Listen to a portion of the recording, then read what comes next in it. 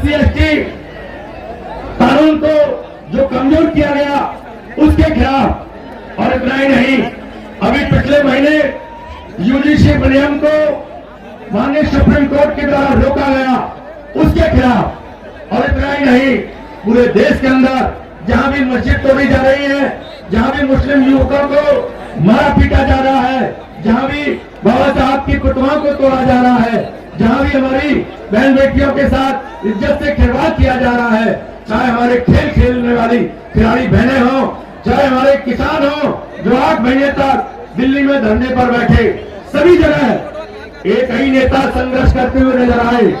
एक ही नेता एडवोकेट भाई चंद्रशेखर आजाद, एडवोकेट भाई चंद्रशेखर आजाद हम लोगों की लड़ाई पिछले 11 साल से लड़ रहे हैं। और इतना ही नहीं, 2 साल पहले हमारे नगीना के साथियों ने हमारे भाई को 5.5 लाख वोट देकर देश की बड़ी पंचायत में पहुंचाने का काम किया, देश की पार्लियामेंट में पहुंचाया, संसद में पहुंचाया। और 2 साल में जितने भी दिन संसद चली, संसद में 543 सांसद हैं। 543 में से आधे सांसद हमारे अनुसूचित जाति, जनजाति और अन्य पिछड़े वर्ग के हैं।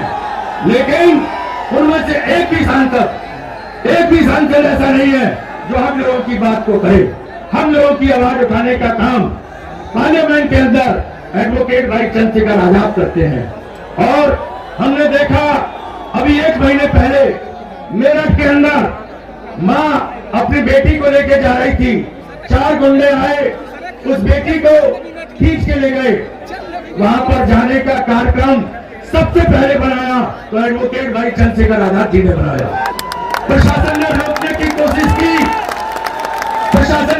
की कोशिश की, पहले तौर पर हमारे नेता ने प्रशासन से लड़ते हुए, जंग करते हुए, जुझारूपन का परिचय देते हुए वहां से जाने का कार्यक्रम किया। हमने अपने नेता को सड़क पर दौड़ते हुए देखा, पगडंडी पर दौड़ते हुए देखा। हमारे नेता जब दूसरे तौर पर पहुंचे तो प्रशासन ने बहुत ज्यादा फोर्स लगा दिया और हमारे नेता को रोकने का काम किया। साथियों, ये चुनौती है कि प्रशासन हमारे ऊपर अन्य अत्याचार कराता है और हमारे नेता इस अन्य अत्याचार के खिलाफ लड़ते हैं, संघर्ष करते हैं। हमारी जिम्मेदारी है कि हम अपने प्रिय नेता के हाथों को इतना मजबूत करें कि हमारे नेता को अपनी बात कहने का अवसर मिले।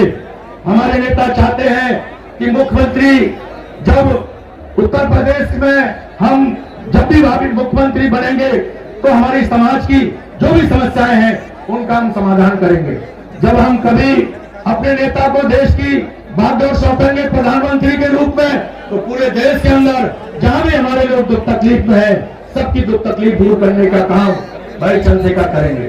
आज से मैंने अभी समझाया, अपने वोट का महत्व समझो, सरकार बनाने का महत्व समझो, अपने विधायक सांसद क्यों जिताने हैं इसको समझो, अपने मुख्यमंत्री प्रधानमंत्री क्यों बनाने हैं इसको समझो। मैं अनुरोध कर रहा हूं, देश के अंदर एकमात्र नेता जो बहुजन समाज के नेता हैं, जो बहुजन समाज की आवाज उठाते हैं, एडवोकेट भाई चंद्रशेखर आजाद जी, हमारे प्रिय नेता एडवोकेट भाई चंद्रशेखर जी आए और अपने विचार इस अपार जनसमूह के सामने रखने का कष्ट करें। एडवोकेट भाई चंद्रशेखर आजाद जी संघर्ष करो, एडवोकेट भाई चंद्रशेखर आजाद जी संघर्ष करो, हम आपसे एडवोकेट भाई चंद्रशेखर आजाद जी संघर्ष करो।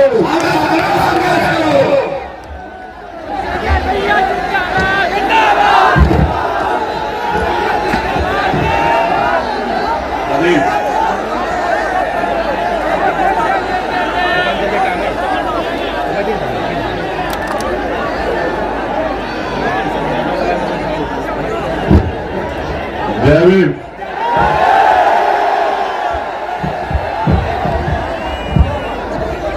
आज जौनपुर के श्री कृष्ण इंटर कॉलेज में इस ऐतिहासिक कार्यक्रम में पधारे बहुत बड़ी संख्या में मेरी माएं बहनें, प्यारे नौजवान साथियों, बड़े बुजुर्गों, मीडिया के साथियों, पुलिस के भाइयों बहनों, मैं आपका बहुत बहुत धन्यवाद करता हूं।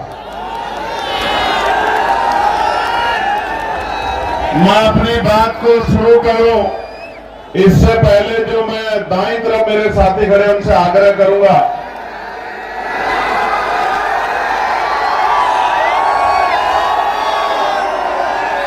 आग्रह ये करूंगा कि अगर ये बल्ली टूट गई तो कई लोगों को चोट लगेगी। आपकी एक लापरवाही बहुत परेशानी खड़ी कर देगी। मेरा आग्रह है कि आप लोग बैठ जाओ, तभी बात रखूंगा जब आप लोग बैठ जाओगे। जब तक आप ये जो सामने यहां खड़े इनको भी कह रहा बैठ जाओ, मैं बहनों के सामने जो लोग खड़े, जब तक आप बैठोगे नहीं बात नहीं शुरू होगी।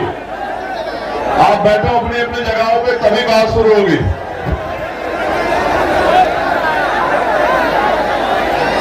ये जो साथी है वो भी बैठो वहां जो सामने, मां बहनों से थोड़े से पीछे पीछे होकर बैठो कि उनको परेशानी ना हो। प्यारे साथियों, आज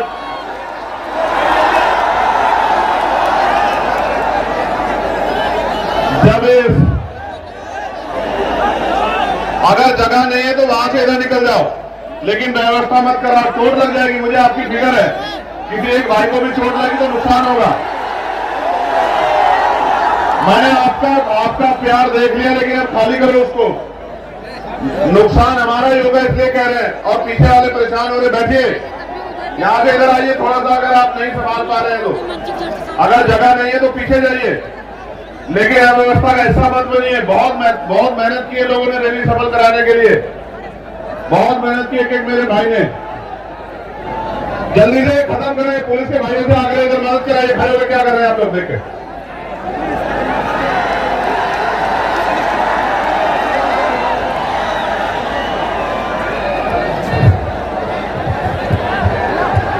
जल्दी से बैठिए, फिर बात रखनी है, बहुत गर्मी है।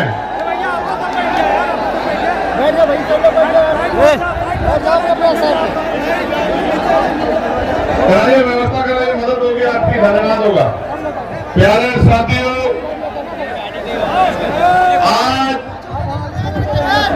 जौनपुर की ऐतिहासिक धरती पर इतने विशाल कार्यक्रम में जब मुझे आपके बीच आने का मौका मिला है, तो मैं अपनी बात को शुरू करते हुए बहुजन समाज में जन्मे सभी संतों, गुरुओं और महान पुरुषों को नमन करता हूं।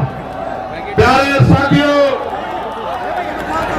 महामानव तथागत पुरुष से लेके जगत गुरु सतगुरु रविदास जी महाराज, गुरु कबीर जी, गुरु नानक जी, संत गाडगे जी महाराज, गुरु वाल्मीकि जी, नारायण गुरु, राष्ट्रपिता ज्योतिबा फूले, छत्रपति साहू जी महाराज, डॉक्टर बाबा साहब अम्बेडकर, मान्यवर साहब श्री काशीराम, महामना रामसु वर्मा, चौधरी महाराज सिंह भारती, जननायक कपूरी ठाकुर, बाबू जगदेव प्रसाद कुशवाहा, तमाम हमारे महापुरुष, जिनमें शिवदयाल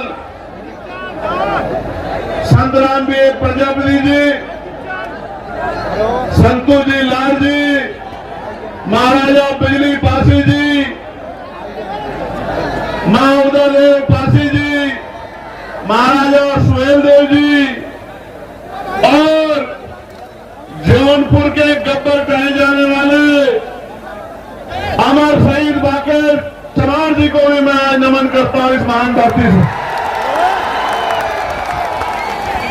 एक ऐसे नायक जिन्होंने आजादी के गदर में 1857 के समय अपनी टीम के जरिए अंग्रेजों के पैर उखाड़ दिए थे, जिनको गब्बर की उपाधि दी गई, जिनके नाम से अंग्रेज कांपते थे, ऐसे अमर शहीद जिनको भुला दिया गया, वाकई चमार जी को पूरे याद करता हूं। प्यारे साथियों, आज के कार्यक्रम को सफल बनाने के लिए जो मेहनत की गई है, उनमें हमारे प्रदेश के अध्यक्ष भाई सुनील कुमार चित्तौड़ जी, विनय सागर जी, गोरखनाथ घोष जी, जावेद इकबाल जी, मनोज कुमार यादव जी, अनिल पेचर जी, सुनील लंकेश जी, विवेक कुमार राघव जी, बहन सुनीता जी, जियालाल प्रजापति जी, आशुतोष कुमार जी, अजय जी, अरविंद जी, प्रदीप कुमार जी, एके गौतम जी, जितेंद्र भारती जी, भानु भारती जी, रत्नेश जी, भाई राजीव रियाज जी, सुनील पटेल जी, राजेश गौतम जी, मुकेश जी, पवनेश जी, संदीप सोनकर जी, रविकांत जी, विजय आजाद जी, सत्येंद्र गौतम जी, डॉक्टर सुमन जी, साहब सौरभ जी, भाई अनिल कुमार गौतम जी, डॉक्टर संजय वर्मा जी, मुकेश वाल्मीकि जी, सुशील सागर जी, आकिब जफर जी, तनवीर हसन जी, भोला पटेल जी, तबरेज अहमद जी, भाई सरोज जी, तनवीर अंसारी जी और भाई एसपी मानव जी, शैलेंद्र कुमार जी, राजमणि पटेल जी, राकेश सिद्धार्थ जी, हीरालाल जी, अहद भाई, इरशाद भाई, उदय प्रताप जी, डॉक्टर शमशेर जी, इंजीनियर राहुल जी, चंदन सिंगारिया जी, समरजीत पटेल जी, अमन जी, अजय जी, अनिल कुमार जी, अच्छे लाल जी, नूर आलम जी, नीलेश जी, दीपक जी, आनंद जी, रमेश जी, राजा जी, प्रमोद जी, चंद्रसेन जी का मैं बहुत बहुत धन्यवाद करता हूँ। प्यारे साथियों, मैं अगर आज सबसे ज्यादा किसी का धन्यवाद करना चाहता हूँ तो अपनी मातृशक्ति का करना चाहता हूँ, अपनी माओं का, बहनों का, बच्चियों का, और इसलिए धन्यवाद करना चाहता हूँ इसलिए क्योंकि मैंने आने से पहले एक दादी को देखा जो मोटरसाइकिल पे आई है। मुझे नहीं पता वो कहां बैठी है, वो 100 किलोमीटर से आई है, 100 किलोमीटर से मोटरसाइकिल पे। मैंने उन माओं को सुना जो पैदल आ रही थी और उनसे पूछा गया कि आप कहां से आई हैं, तो उन्होंने जो बात कही कि हम अपनी बस लेके आए हैं, अपने पैसे से आए हैं, और अंत में उन्होंने कहा कि उनके पास चाय के पैसे भी अब नहीं बचे। इस प्यार का, इस कर्ज का आज मेरे पास कोई जवाब नहीं है, लेकिन अपनी बात को शुरू करते हुए सबसे पहले आपको ये कह रहा हूं, एक अवसर बनने दीजिए। आपके कच्चे घरों की, आपकी गरीबी, बेबसी, परेशानियों के, तकलीफों को संकल्प करके कहता हूं, जिस दिन अवसर बनेगा, 1 साल के अंदर अगर आपके घरों में चिराग नहीं जले, आपके दिल से आशीर्वाद नहीं निकला, आपकी परेशानियां हल नहीं हुई और आपकी आंखों के आंसू नहीं सूखे, आपकी भूख जिसके लिए आज परेशान होना पड़ता वो भूख नहीं खत्म हुई, आपको मान सम्मान का जीवन न मिला, तो राजनीति छोड़ के घर बैठ जाऊंगा। मेरी बात को आप याद रखना। प्यारे साथियों, मैं अपनी बात की शुरुआत करता हूं। थोड़ा सा पीछे भी देख लेंगे भैया। और सबसे पहले मैं यहाँ के एडमिनिस्ट्रेशन और पुलिस के भाइयों का धन्यवाद करना चाहता हूँ। जो पीछे नहीं देख धन्यवाद इसलिए करना चाहता हूँ, उन्होंने ऐतिहासिक काम किया है, ऐतिहासिक काम। किसी विधायक की रैली होती है तो भी 8 दिन पहले परमिशन दी जाती है, लेकिन उन्होंने कल रात परमिशन देकर जो उपकार हम पे किया है, मैं विश्वास से कहता हूं कि मैं इन अधिकारियों को कभी नहीं भूलूंगा। मेरी बात को आप याद रखना। आप जानिए,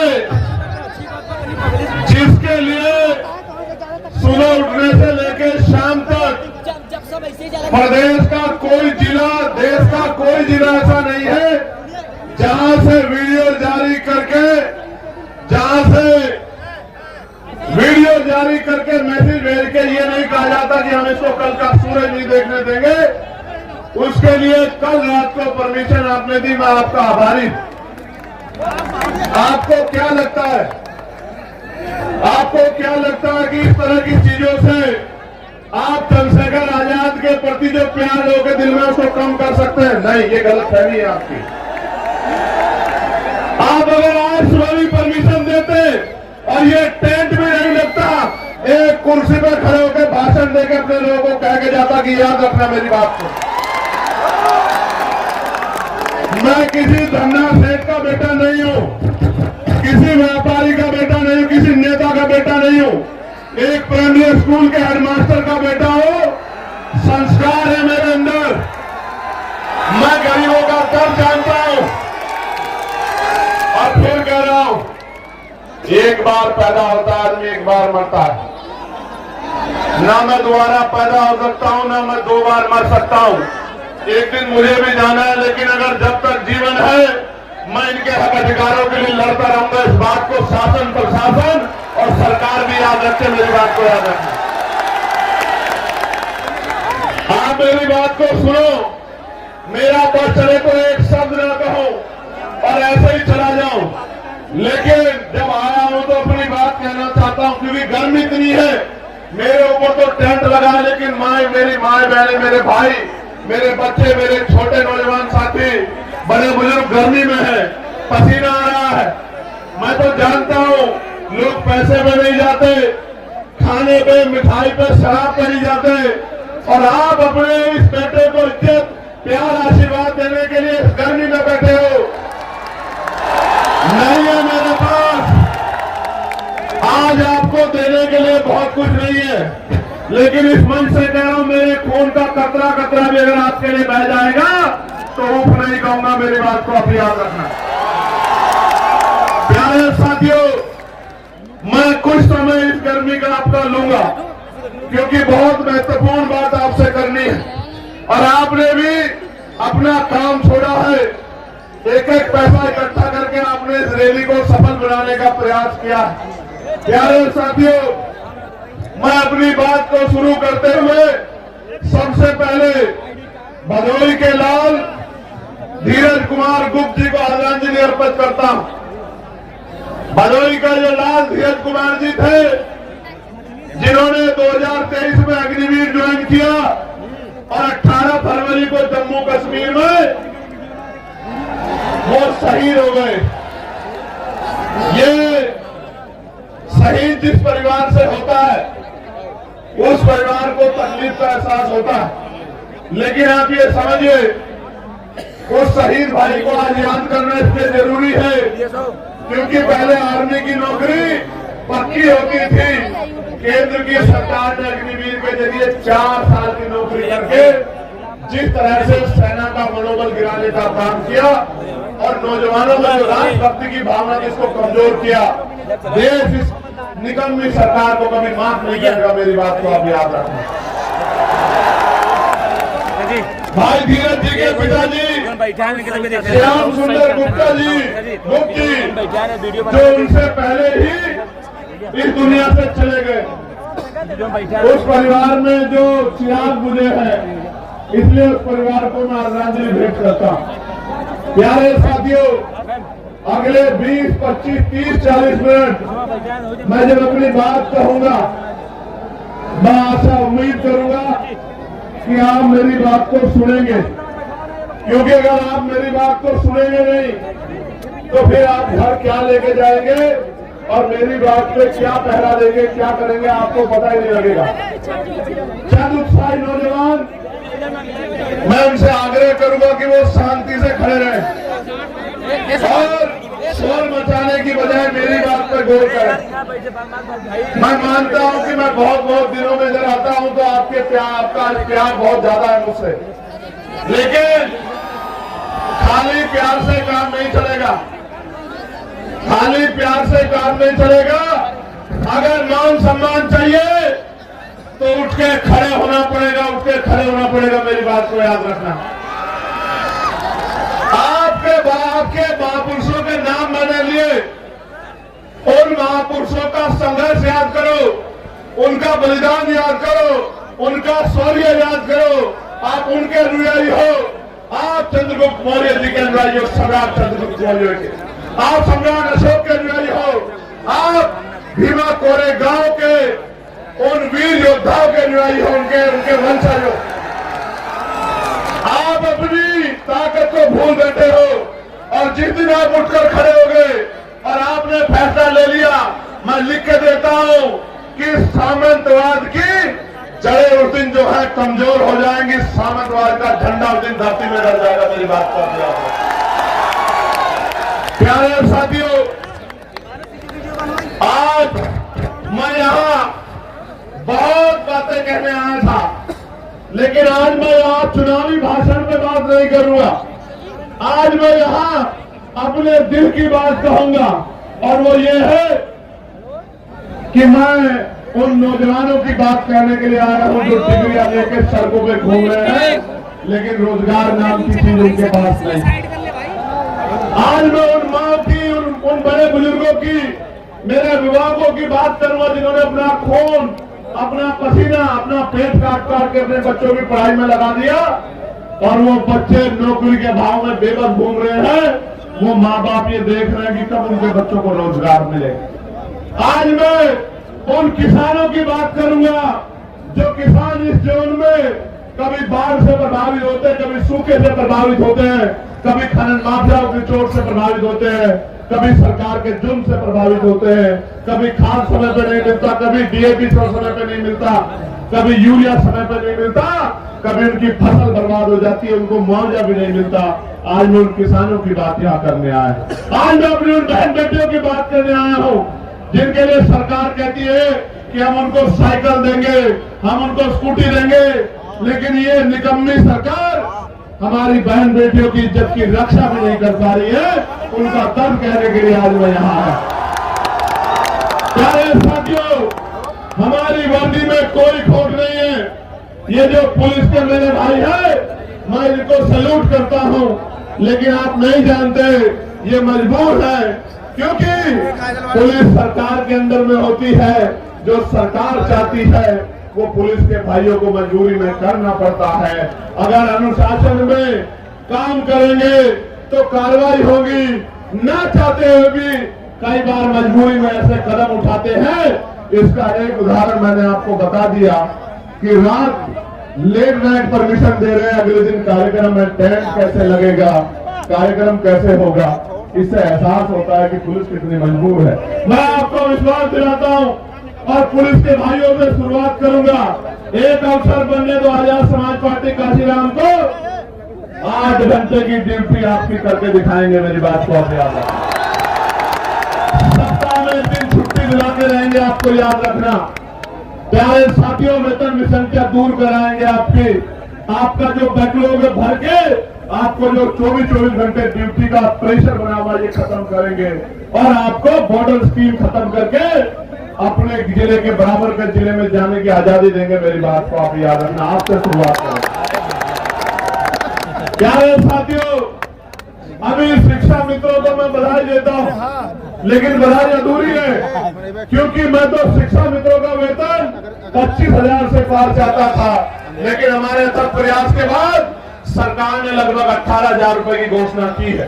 प्यारे साथियों, अभी तो शिक्षा मित्रों की बात आगे बढ़ी है। अभी तो लड़ाई पीआरडी के जवानों की बाकी है, होमगार्ड भाइयों बहनों की बाकी है, भोजन माताओं की बाकी है, आशा आंगनबाड़ी बहनों की बाकी है, पंचायत सहायकों की बाकी है, रोजगार सेवकों की बाकी है। जब तक इनके मानदेय वेतन में वृद्धि नहीं होती और इनको कम से कम 20-20 हजार रुपए का रोजगार नहीं मिलता, तब तक हम लोग रुकने वाले नहीं, सरकार को मजबूर करके छोड़ेंगे। इस सरकार को मजबूर करके छोड़ेंगे कि जिनसे काम लेते हो उनको कम से कम इज्जत का वेतन देने का काम करो। और सिर्फ यही लड़ाई खत्म नहीं होगी जब तक ग्रामीण क्षेत्रों में महिलाओं को सम्मान पूर्वक रोजगार नहीं मिलेगा, तब तक ये लड़ाई पूरी नहीं हो सकती। मेरी बात को आप याद रखना। और आज कह रहा हूं, 2 किलो राशन नहीं दूंगा, आटा चावल नहीं देंगे हम लोग, 2,000 रुपए नहीं देंगे, लेकिन आपके बच्चों को इतनी अच्छी शिक्षा देंगे और आपको रोजगार देंगे कि आप 20,000 रुपए घर पर रहकर कमाओगे। मेरी बात को आप याद रखना। आपके बच्चों को इतनी अच्छी शिक्षा देंगे कि वो अपने पैरों पर खड़ा होकर 50,000 रुपए का रोजगार करेगा और आपसे आंसू पूछने का काम करेगा। मेरी बात को आप याद रखें।